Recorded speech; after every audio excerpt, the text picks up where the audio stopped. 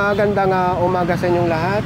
Ngayon ay February 19, 2024 at sa oras na 8 ng umaga. Nasa kahabaan tayo ngayon ng Santo Domingo at part ng Quezon City. At ito ay pinagtitikitan yung mga sasakyan na nakalabas yung kalahati ng katawan dito sa sidewalk. Ngayon, pagka walang mga driver na lumabas, ay hahatakin na. Ayun, ang mga tow truck, nakabang na. Ang rason kaya pinagtitikitan ito, dahil naharangan na yung sidewalk. Sa halip na sa sidewalk dadaan ng mga tao, dito na sa kalsada. Kasama sa operation ngayong araw ng SOG or Special Operation Group ng MMDA sa pamumuno ni Sir Gabriel Go, itong illegal parking at sidewalk clearing. Katulad nito,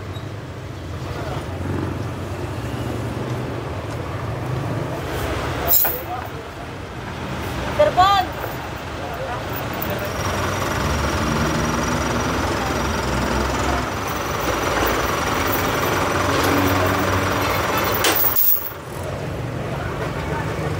Oh, maganda lang, maganda.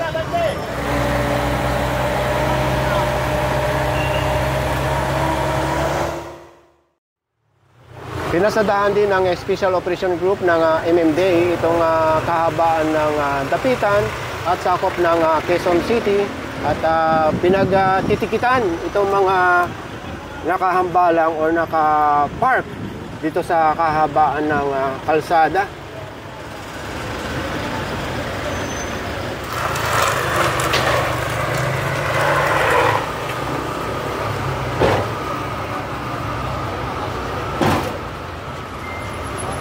Pinasadahan din ng clearing team ang boundary ng Quezon City at ng Sampaloc, Manila, itong kahabaan ng Blooming Street, kanto ng Espanya Boulevard, at pinagtitikitan ang mga nakahambalang na sasakyan sa kahabaan ng kalsada. Kasama na rin dito ang paglilinis sa kahabaan ng kalsada at pinagkukuha o kinumpiska ang mga patungan ng kanilang mga paninda. Ano gagawin natin?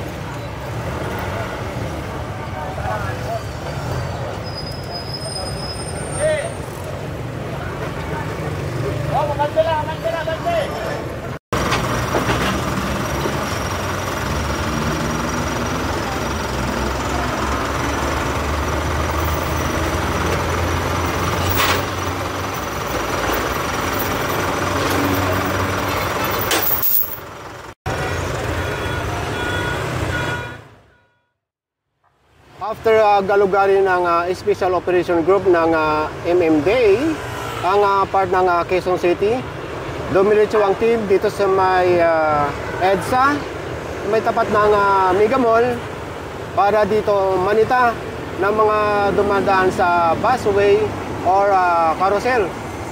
Kumalat ang team, mayroong spotter doon sa may footbridge.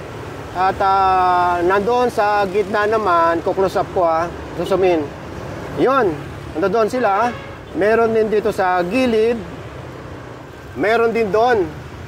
Ngayon, yung spotter, hindi lang namin makuha Banda roon, iraradyo pagka merong dumaan na mga motorista, mapamotor, four-wheel, at iraradyo. Itong busway ay ginawa sa mga bus para hindi na sila magkanya-kanya magmukhang ahas dito sa EDSA, lalo na pagka namimikap ng mga pasahero. Ngayon, ang pwede lang dumaan dito, yung mga enforcement, lalo na ngayon may operation, yung mga marked vehicle, ambulance, mobile, police, at sa mga private car naman, pwedeng dumaan yung mga emergency, lalo pagka ang sakay ay pasyente na pinapayagan yan. Ngayon, maski sinong dumaan dito, mapa-private or sundalo ka man or mapa-police, basta naka-private vehicle ka, ay walang excuse. Sa mga government vehicle naman, ang pwede lang dumaan dito sa busway ay ang license plate 1, 2, 3, 4, 5. Ayun, katulad nun, may nahuli lang motor, Ngayon, iiwasan yung dumaan dyan sa busway. Mapamotor, full wheel, 5,000 ang multa niyan. Ngayon, pagka naharang kayo dahil mali naman ang dinaanan nyo, ay magbigay na lang kayo, ibigay nyo na ang lisensya, titikitan lang naman kayo at ibabalik ang lisensya. Ngayon, kung sakaling hindi nyo matanggap ang inyong kamalian at naging arrogante pa kayo or disobedience, madadagdagan ang kaso ninyo. Madadagdagan ang multa. Ito, dalawa na.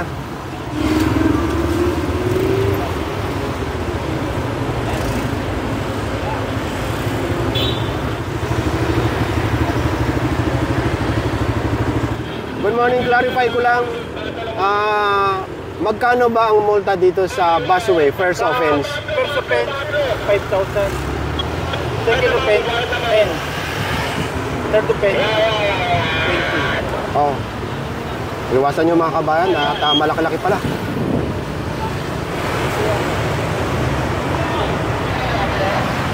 Regarding sa spotter na sinasabi ko, ayun yung dalawang kasama ng team sa may overpass. Nasa tapat ngayong busway sa ilalim. Ayun, oh. Karamihan, motorsiklo yung dumadaan. Ito, ang dami, puro mga motor. Dumaan din sa busway. Sa mga nagtatanong kung saan babayaran yung ticket, walang tutubusin dahil hindi naman kinukuha ang lisensya. Sa Bayad Center, Land Bank, or GCash, or mismo sa opisina ng MMDA dyan sa Orense.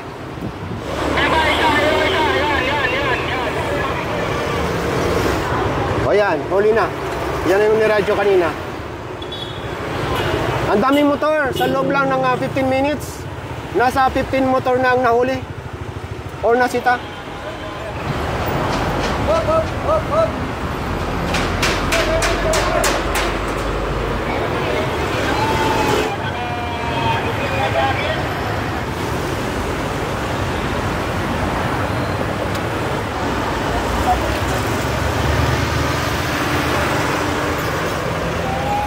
Sarang violation is 5,000 po.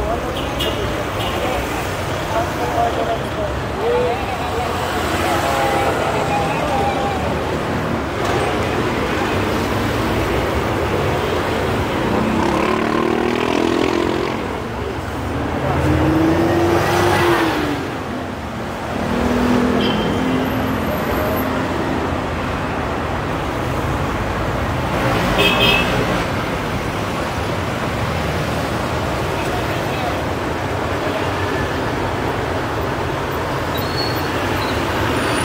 Yun ang sinasabi ko sa inyo kayo na mga kabayan. Pwedeng dumaan ng mga authority or police basta nakasakay sa marked vehicle. So itong dalawa ay foreigner, mga Korean.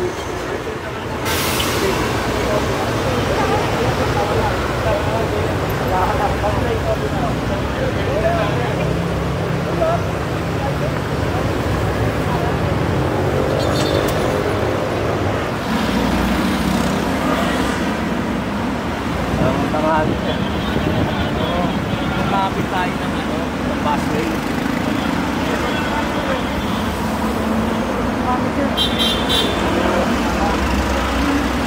Sir, titignan namin sa pahawak muna ng license mo, sir. Just in case na hindi talaga gumamit, babalik na lang natin, sir, ha.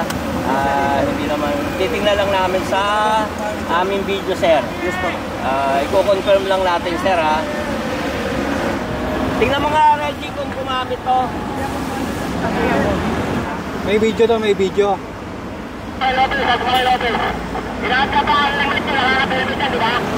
Paso yung nung video. Papakita ko lang kayo, sir. Kasi ako.